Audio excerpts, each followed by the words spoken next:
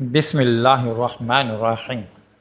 मेरा नाम अलीशा है और मैं दो भाइयों की इकलौती बहन थी। ना सिर्फ इकलौती थी बल्कि मैं उन दोनों से बड़ी भी थी, इसीलिए उन दोनों पर मेरा बहुत ज़्यादा रौब था। जब से अम्मी का इंतकाल हुआ था तो मैंने उन दोनों को संभाला था, इसलिए वो मेरी बहुत ज़्यादा इज़्ज़त करते थे और मैं जो बात भी कहती उनके लिए हर्फ़ आखिर होती थी। अम्मी के बाद अब्बू भी हर काम मुझसे मशवरा करके करते थे। यही वजह थी कि मेरे अंदर गुरूर आ गया था। मुझे लगता था कि मैं ही सब कुछ हूँ, मेरे बगैर मेरे भाइयों और मेरे बाप का गुजारा नहीं है। उन तीनों ने भी मुझे इतनी ज़्यादा इज़्ज़त और मकाम दे दिया था कि मैं हवाओं में उड़ने लगी थी। जैसे जैसे वक्त गुजरता गया तो पूरे घर पर मेरा कंट्रोल हो गया था। मेरे भाई काशिफ और महमूद कौन से स्कूल में पढ़ेंगे, कौन से एकेडमी से ट्यूशन लेंगे, कौन से कपड़े पहनेंगे, कहाँ जाएंगे, क्या करेंगे, कब खेलेंगे, कब घर आएंगे, ये सब मैं ही डिसाइड करती थी और मेरी बात मानना उन दोनों पर फ़र्ज़ होता था।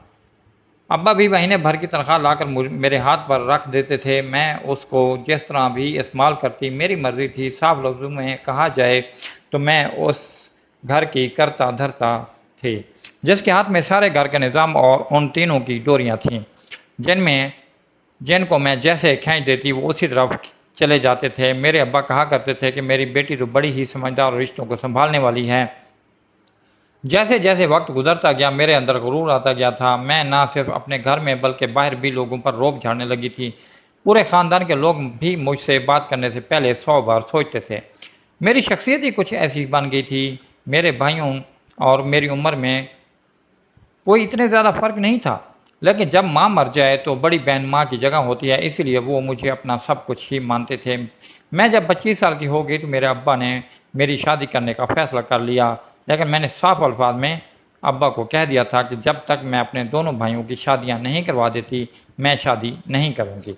अब्बा ने मेरे लिए एक दो रिश्ते देखे भी थे, क्योंकि वो बाप थे और परेशान होते थे कि अगर मेरी उम्र गुजर गई तो मुझे कोई रिश्ता नहीं मिलेगा, लेकिन मुझे इस चीज़ की कोई परवाह भी नहीं थी। मैं पहले अपने भाइयों की शादी करवाना चाहती थी और वो भी अपनी मर्ज़ी से। मैं नहीं चाहती थी कि मेरे भाई अपनी मर्ज़ी से कोई लड़की इस घर में लाएँ, इसलिए जब दोनों को यूनिवर्सिटी में दाखिला दिलवाया तो मैंने साफ अल्फाज में कह दिया था कि यूनिवर्सिटी सिर्फ पढ़ने जाना, रिश्ते में मैं तुम लोगों के लिए ख़ुद देखूंगी, इसलिए किसी लड़की को पसंद करने की गलती मत करना। मुझे अपने भाइयों पर बहुत ज़्यादा भरोसा था कि वो मेरी बात को हरगिज़ नहीं टालेंगे और हुआ भी ऐसा ही। जब वो दोनों डिग्री लेकर यूनिवर्सिटी से निकले तो दोनों ही साथ किसी लड़की को पसंद करके नहीं निकले थे। मुझे अपने भाइयों पर बहुत ज़्यादा फ़ख्र था उनकी इस बात पर कि वो मेरी बात का मान रखते हुए किसी लड़की को पसंद करके नहीं निकले थे, ने मेरी गर्दन फ़ख्र से ऊंची करती थी। मुझे अपने भाइयों का बहुत ज़्यादा फ़ख्र था और इस सब के बाद मेरा सर गुरूर से और ऊंचा हो गया था।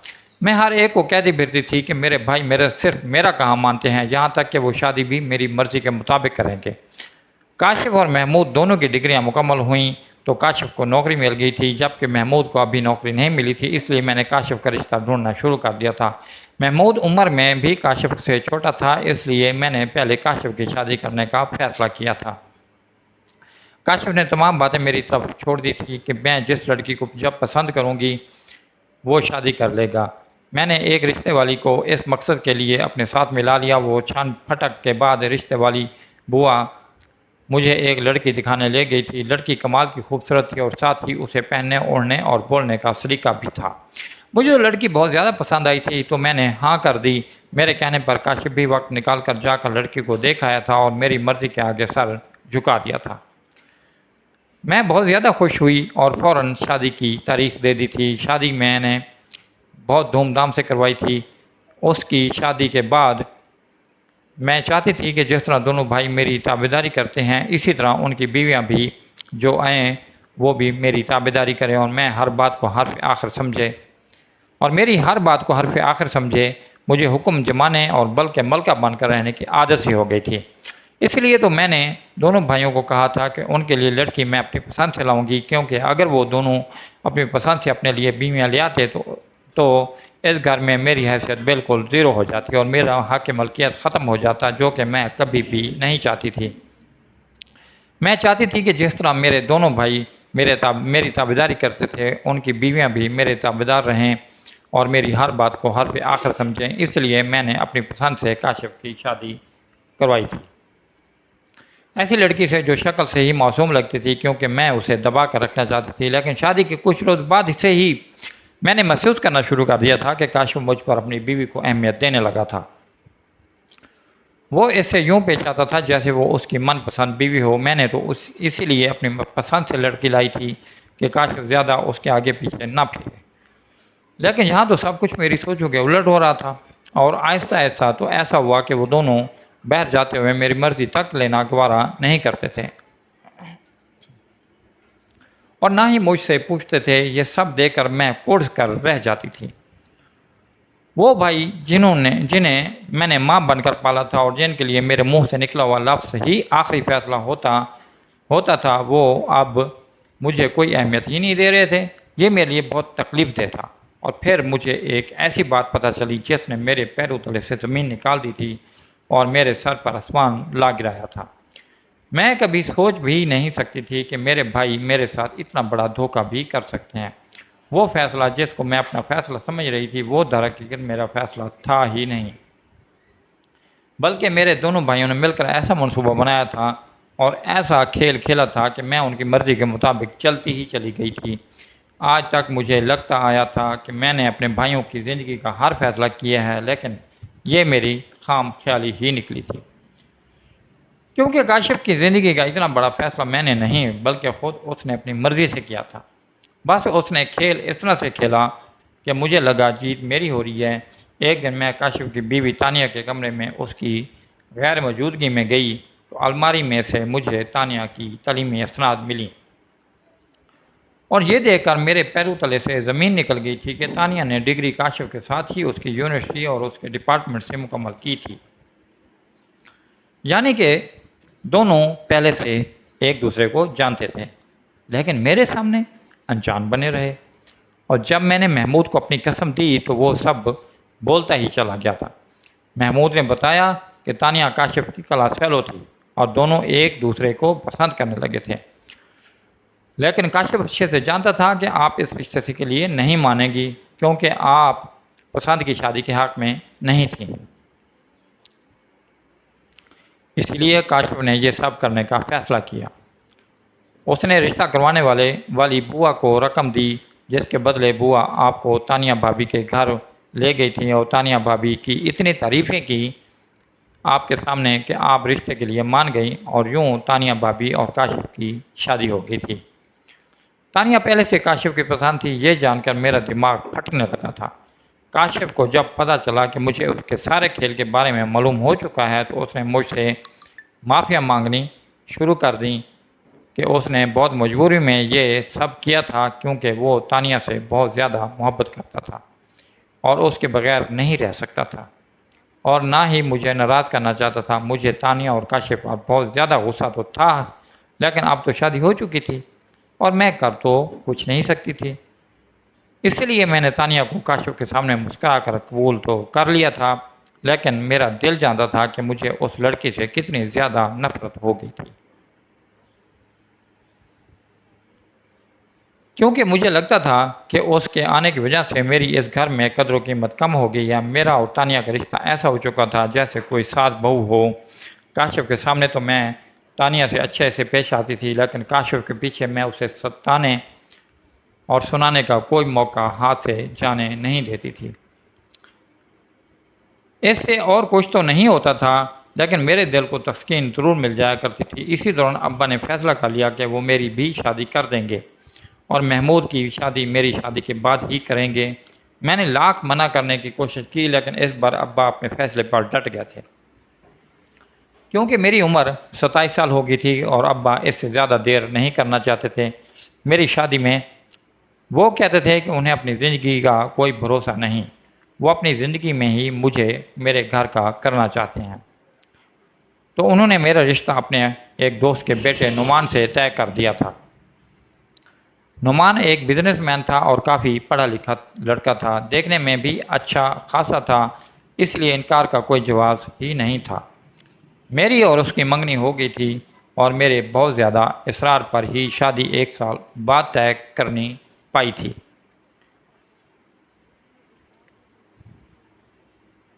میں نے 1 سال کا وقت اس لیے مانگا تھا کیونکہ میں محمود کی منگنی جلد سے جلد اپنی مرضی کی کسی لڑکی سے کرنا چاہتی تھی، اور اس 1 سال میں تانیہ کا جینا بھی حرام کرنا چاہتی تھی تاکہ اسے پتہ چل جاتا کہ اس نے کس کے ساتھ دھوکے اور فریب کا کھیل کھیلا تھا۔ لیکن اچانک کچھ ایسا ہوا جس نے میرے تمام منصوبوں پر نہ صرف پانی پھیرا تھا بلکہ مجھ سے میرے سوچنے سمجھنے کی طاقت تک جیسے چھین کر رکھتی تھی، اور میں مفلوج ہو گئی تھی۔ میرا دل ساکت ہو گیا تھا اور دماغ شدید صدمے میں چلا گیا تھا، کیونکہ غم ہی کچھ ایسا ملا تھا جسے برداشت کرنا میرے بس کی بات نہیں تھی۔ میں بہن سے زیادہ ایک ماں تھی۔ میں نے اپنے بھائیوں کو بہن بن کر نہیں ماں بن کر پالا تھا، اور ان کے دکھ پر میرا دل کٹ کر رہ جاتا تھا۔ اور جب میرا بھائی کاشف دنیا سے چلا گیا تو میرا دماغ سن ہو کر رہ گیا تھا۔ اس دن معمول کی طرح میں گھر پر ہی تھی۔ تانیہ کچن میں کھانا بنا رہی تھی اور میں نمک مرچ چکھتے ہوئے اسے 100 باتیں سنا رہی تھی جو وہ چپ چاپ سنی جا رہی تھی۔ محمود کی بھی نوکری لگ گئی تھی اور وہ اپنے آفس کو گیا ہوا تھا۔ ابا کی ریٹائرمنٹ کے بعد ابا کو کاشف اور محمود نے مصروف رکھنے کے لیے ایک کریانے کی دکان ڈال دی تھی، اور ابا اس پر سارا دن بیٹھے ہوتے تھے۔ میں نے بے چینی سے کاشف اور محمود کا انتظار کر رہی تھی، کیونکہ جب تک وہ لوگ گھر نہیں آ جاتے تھے میرے دل کو سکون نہیں ملتا تھا۔ لیکن ابھی تھوڑی دیر ہی گزری تھی کہ میرا فون بجا۔ مجھے محمود کی کال آ رہی تھی۔ جب میں نے کال اٹینڈ کی تو اس نے جو بات بتائی میرے سر پر پورا آسمان ہی جیسے آ گرا تھا۔ محمود نے بتایا کہ کاشف آفس سے واپس گھر آ رہا تھا تو اس کا موٹر سائیکل ایک بڑی گاڑی سے ٹکرا گیا تھا، جس کے نتیجے میں کاشف وہیں دم توڑ گیا تھا۔ ابھی محمود کاشف کی لاش لے کر گھر کو ہی آ رہا تھا۔ میرے ہاتھ سے فون نیچے گر چکا تھا اور زبان بالکل مفلوج ہو گئی تھی۔ تھوڑی دیر میں ہی ہمارا گھر ماتم کدہ بن چکا تھا۔ کاشف کا جنازہ لا کر سین میں رکھا گیا تو ہر طرف چیخ و پکار ہونے لگی تھی۔ میں چپ چاپ سب کو دیکھے جا رہی تھی۔ تانیہ چلاتی ہوئی پلٹ پلٹ کر کاشف کے جنازے کے پاس جا رہی تھی۔ ابا اور محمود بھی پھوٹ پھوٹ کر رو رہے تھے۔ ہم نے کبھی سوچا بھی نہیں تھا کہ ہم پر ایسا وقت بھی آئے گا۔ میں نے جس بھائی کو اپنی اولاد کی طرح پالا تھا آج وہی مردہ حالت میں میرے سامنے پڑا تھا۔ میرے لیے اس سے بڑا غم اور کیا ہو سکتا تھا۔ کاشف کو دفنا دیا گیا تھا۔ اس کی موت کے بعد میں بھی کئی دنوں تک صدمے میں رہی تھی، اور جب میرا صدمہ ٹوٹا تو میں اتنا چیخ چیخ کر روئی کہ گھر سر پر اٹھا لیا تھا۔ مجھے بہت مشکل سے محمود نے بے ہوشی کا انجیکشن دے کر سنبھالا تھا۔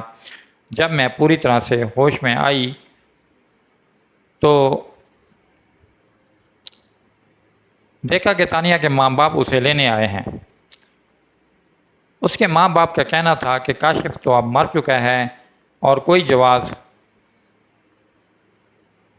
نہیں بنتا تانیہ کے وہاں رہنے کا، لیکن میں تانیہ کو اتنی آسانی سے وہاں سے جانے نہیں دے سکتی تھی۔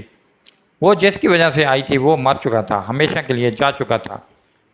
تو تانیہ کیوں یہاں سے جا کر کسی اور کے ساتھ شادی کر کے خوش رہتی؟ میں اسے ساری عمر یہیں رکھنا چاہتی تھی تاکہ وہ یہیں گھلتی سڑتی رہے اور ہمیشہ کاشف کو یاد کرتی رہے۔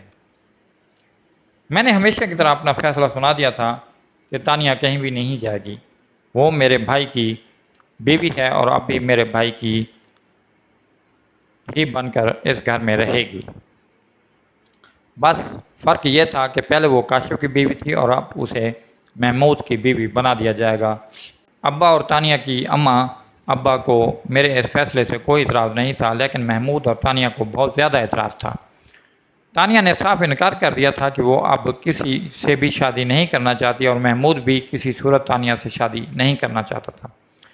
لیکن میرے کہنے پر وہ مان گیا تھا اور تانیہ کو بھی اس کے ماں باپ نے منا لیا تھا، اور یوں تانیہ کی شادی محمود سے ہو گئی تھی۔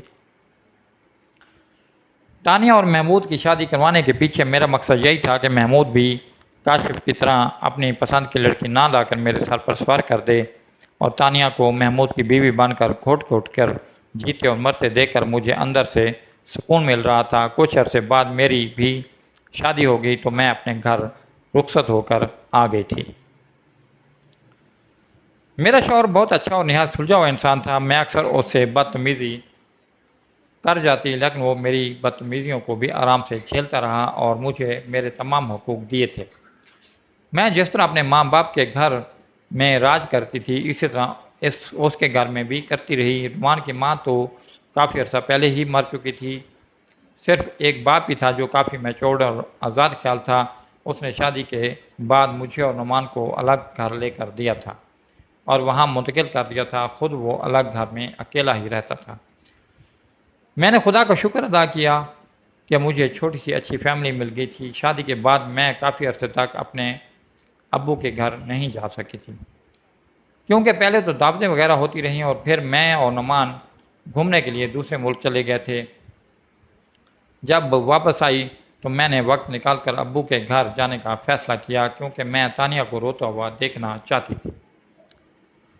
اسے روتا ہوا دیکھ کر مجھے خوشی محسوس ہوتی تھی لیکن جب میں ابو کے گھر پہنچی تو یہ دیکھ کر میری آنکھیں پھٹی کی پھٹی رہ گئی تھیں کہ جس تانیہ کو میں روتا دھوتا چھوڑ کر گئی تھی وہ تو اب بالکل مطمئن لگ رہی تھی. اور ایک دن ہی ابو کے گھر رکنے کے بعد مجھے اندازہ ہو گیا تھا کہ وہ اور محمود ایک دوسرے کے رشتے کو قبول کر چکے ہیں اور ایک دوسرے کے ساتھ اب کافی مطمئن سے نظر آ رہے ہیں. یہ دیکھ کر مجھے بہت غصہ آیا تھا. میں یہ بالکل بھی امید نہیں کر رہی تھی کہ محمود ایک بیوہ کے ساتھ اپنی زندگی میں آگے بڑھ جائے گا. میں نے اسی دن فیصلہ کر لیا تھا کہ میں تانیہ کو محمود کے ساتھ خوش نہیں رہنے دوں گی. کسی بھی عورت کو اس کے مرد کی زندگی سے نکالنا کوئی مشکل کام نہیں ہے. مرد کے دل میں ایک شک کا بیج بو دو تو اس کے بعد سب کچھ آسان ہو جاتا ہے. میں نے باتوں باتوں میں محمود کے کانوں میں یہ بات ڈال دیتی کہ تانیہ کے نمبر پر بار بار کسی کی کالز آ رہی ہے جو دیکھ کر تانیہ گھبرا جاتی ہے. محمود مرد تھا, دل میں تھوڑا سا شک تو آ ہی سکتا تھا. اور پھر جب میں ابو کے گھر سے جانے لگی تو میں نے ایک پڑوسی لڑکے کو کچھ پیسے دے کر اپنے کھیل میں شامل کر لیا تھا. جس دن میں ابو کے گھر سے واپس آئی تو اگلے ہی دن مجھے ابو کی کال آئی. وہ بہت زیادہ پریشان تھے اور جب ابو نے بتایا تو میرا خوشی کا کوئی ٹھکانہ نہ رہا. ابو نے مجھے بتایا کہ رات کو تانیہ اور محمود کی بہت زیادہ لڑائی ہوئی تھی اور لڑائی یہاں تک جا پہنچی کہ محمود نے کھڑے کھڑے تانیہ کو طلاق دے دی تھی. صبح ہی صبح تانیہ کے ماں باپ آئے اور اسے اپنے ساتھ لے گئے تھے. تانیہ کے یہ انجام ہوتا دیکھ کے میں بہت زیادہ خوش ہو گئی تھی کیونکہ یہ سب میرا منصوبہ تھا. میں نے آتے ہوئے پڑوسی لڑکے کو پیسے دے کر شام کے وقت تانیہ جب آنگن میں ہوتی ہے تب خط پھینکنے کے لیے کہا کیونکہ اسی وقت محمود بھی آتا تھا اور مجھے پتہ تھا کہ وہ خط محمود کے ہاتھ لگ جائے گا اور پھر اسے میری بات ضرور یاد آئے گی. مر تھا اس کے دل میں جو شک کا بیج میں نے بو دیا تھا وہ ایک ہی پل میں تناور درخت بن گیا اور یوں اس کا اور تانیہ کا رشتہ ختم ہو گیا تھا. میں چھوٹی موٹی تسلی دینے محمود کے پاس گئی تھی اور اسے کہا کہ میں تانیہ سے اچھی لڑکی اس کے لیے ڈھونڈ کر لاؤں گی. محمود بہت زیادہ ڈسٹرب معلوم ہو رہا تھا لیکن میں اپنی خوشی میں اس کی پریشانی بھول ہی چکی تھی. کچھ دنوں بعد ابا کو دل کا دورہ پڑا تو وہ دنیا سے چلے گئے. ابا کے جانے کے بعد محمود بالکل ہی اکیلا رہ گیا تھا. میں نے محمود کے لیے ایک رشتہ ڈھونڈا اور محمود کی شادی کرنے کا فیصلہ کیا لیکن محمود نے صاف انکار کر دیا تھا اور پھر مجھے بنا بتائے ہی وہ ملک چھوڑ کر چلا گیا کیونکہ وہ جانتا تھا میں زبردستی اس کی شادی کروا دوں گی. محمود کے اس طرح جانے پر میں اس سے ناراض ہو گئی تھی اور اس کے ساتھ ہمیشہ کے لیے رشتہ ختم کر دیا تھا کیونکہ مجھے لگتا تھا کہ میں نے اپنے بھائیوں کے لیے بہت زیادہ قربانیاں دی ہیں اور وہ میری چھوٹی چھوٹی باتیں تک نہیں مان سکتے تھے. میں خود کو بہت معصوم اور مظلوم سمجھتی تھی. محمود چلا گیا تو میں نے اپنے گھر پر توجہ دینی شروع کر دی تھی. وقت پر لگا کر اڑتا ہی چلا گیا اور میری شادی کو 4 سال کا عرصہ گزر گیا لیکن میرے ہاں کوئی بھی اولاد نہیں ہوئی تھی. میں اب ہر وقت اس چیز کو لے کر پریشان رہنے لگی تھی کیونکہ میں جانتی تھی کہ نعمان کے اندر بھی باپ بننے کی تڑپ دن بدن بڑھتی جا رہی تھی. وہ بچوں کو دیکھتا تھا تو ایموشنل ہو جاتا تھا اور چاہتا تھا کہ اس کی بھی بچے ہوں لیکن جانے کیوں خدا میری گود ہری نہیں کر رہا تھا. میں نے بہت ڈاکٹروں کو دکھایا لیکن سب کا یہی کہنا تھا کہ میں ماں نہیں بن سکتی۔ نعمان نے تو میرے بانجھ پان کے ساتھ سمجھوتا کر لیا تھا لیکن وہ بہت زیادہ پریشان رہتا تھا اور کاروبار پر بھی توجہ نہیں دے پاتا تھا، اسی لیے میں نے ایک بہت بڑا فیصلہ کیا، ایسا فیصلہ جو کوئی بھی عورت کرتے ہوئے کانپ اٹھتی ہے۔ میں نے فیصلہ کیا کہ میں نعمان کی دوسری شادی کروا دوں گی۔ جیسے نعمان کو بچہ ہوگا، میرا منصوبہ یہ تھا کہ میں کسی بھی آئی گئی لڑکی سے نعمان کی شادی کروا دوں گی اور جیسے ہی بچہ ہوگا میں بچہ لے کر اس لڑکی کو گھر سے نکال دوں گی اور پھر میں نعمان اور ہمارا بچہ ایک ساتھ رہیں گے۔ اس مقصد کے لیے میں نے ایک ایسی لڑکی کو تلاشنا شروع کر دیا تھا جس کی شکل و صورت بالکل بھی اچھی نہ ہو، کیونکہ اگر میں کسی خوبصورت لڑکی سے نعمان کی شادی کرواتی تو کوئی بھروسہ نہیں کہ وہ نعمان کو اپنے قابو میں کر لیتی اور پھر میرے پاس کچھ بھی نہ بچتا۔ میں نے نعمان کو اپنے اس فیصلے کے بارے میں بتا دیا کہ میں اس کی شادی کروانا چاہتی ہوں اور اس کے لیے لڑکی ڈھونڈ رہی ہوں، تو پہلے تو اس نے انکار کر دیا لیکن میرے اصرار پر وہ مان گیا تھا۔ میرے سسر کے گھر میں ایک عورت کام کرتی تھی، وہ برسوں سے میرے سسر کے گھر میں ہی اپنے شوہر اور بچوں کے ساتھ رہتی تھی۔ جب میں نے اس سے ذکر کیا تو اس نے کہا کہ اسے ایک لڑکی معلوم ہے جو شکل و صورت سے انتہائی بدصورت ہے اور کوئی بھی اس سے شادی کرنے کو تیار نہیں ہے۔ میں اسے اس مقصد کے لیے اپنے ساتھ لا سکتی ہوں۔ میں اسی دن کام کرنے والی ماسی کے ساتھ اس کے گاؤں گئی جہاں ایک جھونپڑی میں پھٹے پرانے کپڑوں میں ایک کالی اور بدصورت لڑکی بیٹھی ہوئی تھی، جسے دیکھ کر ہی دل کو متلی سی آنے لگتی تھی۔ وہ لڑکی بالکل صحیح تھی میرے منصوبے کے لیے۔ میں نے اسے اپنے ساتھ لیا اور اس کا نکاح نعمان سے کروا دیا تھا۔ نعمان حیرانگی سے مجھے دیکھتا رہا کہ میں کیسا عجوبہ اس کے لیے اٹھا لائی ہوں، لیکن اگر میں اتنی بدصورت لڑکی نہ لاتی تو میرا پتہ صاف ہو جاتا۔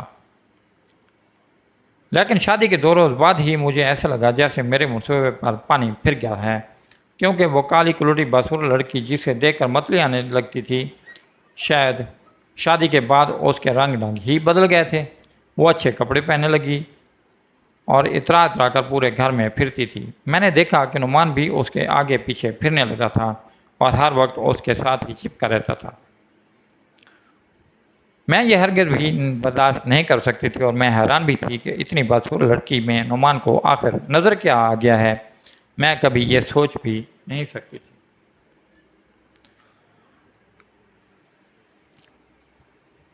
اور یہ کہ نعمان کو میں کسی اور کو سونپ دوں، اسی لیے میں نے اس لڑکی کو جس کا نام نور تھا ڈرانے دھمکانے کی کوشش بھی کی، لیکن وہ بالکل نہیں ڈرتی تھی بلکہ میری ایک بات کے جواب میں 100 باتیں کہہ جاتی تھی۔ میں یہ سب کچھ کیسے برداشت کر سکتی تھی؟ میں نے ایک دن غصے میں آ کر اسے تھپڑ مار دیا تو نعمان آگ بگولا ہو گیا تھا۔ نعمان کے رویہ کی وجہ سے میں بہت زیادہ پریشان رہنے لگی تھی۔ میں جاننا چاہتی تھی کہ اس لڑکی نے ایسا کون سا جادو کیا ہے جو نعمان کو اس کے سوا کوئی اور نظر ہی نہیں آتا۔ یہ سب جاننے کے لیے ایک رات نعمان کے آنے سے پہلے ہی میں نعمان اور اس لڑکی نور کے کمرے میں چھپ گئی تھی تاکہ میں سچائی جان سکوں۔ نعمان اور نور دونوں ڈنر کے لیے باہر گئے ہوئے تھے۔ جب وہ دونوں واپس آئے تو نعمان نے نرمی سے کہا، جاؤ منہ دھو لو، تم بھی اس رنگت میں تنگ آ گئی ہوگی۔ میں اس بات کو نہیں سمجھی تھی لیکن اگلے ہی پل میری آنکھیں پھٹی کی پھٹی رہ گئی تھیں اور جیسے دھڑکنیں ساکت ہو گئی تھیں اور آنکھوں کے سامنے اندھیرا چھانے لگا تھا، کیونکہ نور جو منہ دھو کر واش روم سے باہر نکلی تو وہ نور نہیں تھی بلکہ تانیہ تھی، وہ لڑکی جسے میں کالی کلوٹی اور بدصورت سمجھ کر نعمان کے لیے بیاہ کر لائی تھی۔ وہ نور بالکل بھی نہیں تھی بلکہ وہ تو تانیہ تھی جس نے اپنے منہ پر سیاہی مل کر مجھے دھوکہ دیا تھا۔ وہ ایک بار پھر مجھے فریب دینے میں کامیاب ہو گئی تھی۔ میں جو پردے کے پیچھے چھپی یہ سب دیکھ رہی تھی، میری برداشت جواب دے گی تھی۔ میں فوراً سے سامنے آئی اور تانیہ کو گلے سے پکڑ لیا تھا، لیکن نعمان نے فوراً سے مجھے جھٹک کر پیچھے کیا اور ایک زوردار تھپڑ میرے منہ پر دے مارا تھا۔ میں ہکا بکا سی نعمان کو دیکھے گئی جو اس تانیہ کا ساتھ دے رہا تھا، جبکہ وہ اچھے سے جانتا تھا کہ ماضی میں میرا تانیہ سے کیا رشتہ رہا تھا۔ میں نے کچھ کہنے کے لیے منہ کھولا ہی تھا کہ نعمان نے میرا ہاتھ پکڑ کر مجھے پہلے کمرے اور پھر گھر سے نکال باہر کیا تھا۔ اس نے نہ صرف مجھے دھکے دے کر گھر سے نکال دیا تھا بلکہ مجھے اسی پل طلاق بھی دے دی تھی۔ میرے حواس جواب دینے لگے تھے۔ میں نے دیکھا کہ تانیہ سینے پر ہاتھ باندھے کھڑی مسکرا کر میری بربادی کا منظر دیکھ رہی تھی۔ مجھے طلاق دیتے وقت نعمان نے بتایا کہ جب میں اس کے لیے کوئی بدصورت لڑکی تلاش کر رہی تھی نکاح کروانے کے لیے تو تانیہ نعمان کے پاس آئی تھی اور نعمان کو میرا اصلی اور گندا چہرہ دکھایا تھا کہ کس طرح میں نے اپنی انا کی تسکین کے لیے تانیہ کو برباد کر دیا تھا۔ نعمان نے پہلے تانیہ کی بات کا یقین نہ کیا، لیکن جب تانیہ نے ثبوت کے ساتھ بات کی تو نعمان کو مجھ سے نفرت ہو گئی تھی۔ وہ مجھے اسی وقت چھوڑ دینا چاہتا تھا، لیکن پھر تانیہ کے کہنے پر وہ تانیہ کے منصوبے کا حصہ بن گیا تھا۔ تانیہ مجھے برباد ہوتے اور تڑپتے ہوئے دیکھنا چاہتی تھی، اس لیے اس نے نعمان کے ساتھ شادی کا فیصلہ کر لیا تھا۔ نعمان کی کام والی بھی نعمان کے منصوبے میں برابر کی شریک تھی اور اس نے نعمان کے کہنے پر ہی مجھے اپنے گاؤں میں موجود تانیہ اور نور سے ملوایا تھا۔ تانیہ اپنے منصوبے میں کامیاب ہو چکی تھی اور میں اپنی انا کے ساتھ برباد ہو چکی تھی۔ میرے پاس کچھ بھی نہیں بچا تھا۔ تانیہ نعمان کے بچے کی ماں بننے والی تھی اور اب دونوں ایک دوسرے کے ساتھ ساری زندگی گزارنے والے تھے، اور ایک میں تھی جس نے اپنی ہر دھرمی میں سب کچھ کھو دیا تھا۔ میرا ضمیر ایک دم جاگ گیا تھا اور مجھے ملامت کرنے لگا تھا۔ میں بے گھر و بے سہارا ہو چکی تھی اور اوپر سے میرے اتنے گناہوں کے بوجھ میرے ساتھ تھے جنہیں اٹھائے رکھنے کی مجھ میں ہمت نہیں تھی۔ میرا دماغ آہستہ آہستہ اپنے حواس کھونے لگا تھا اور میں پچھتاووں میں ڈوبی اپنے سر پر خاک ڈال کر در در کی ٹھوکریں کھانے لگی۔ یہی میرا انجام تھا اور یہی مجھ جیسے خود غرضوں کا انجام ہو سکتا تھا۔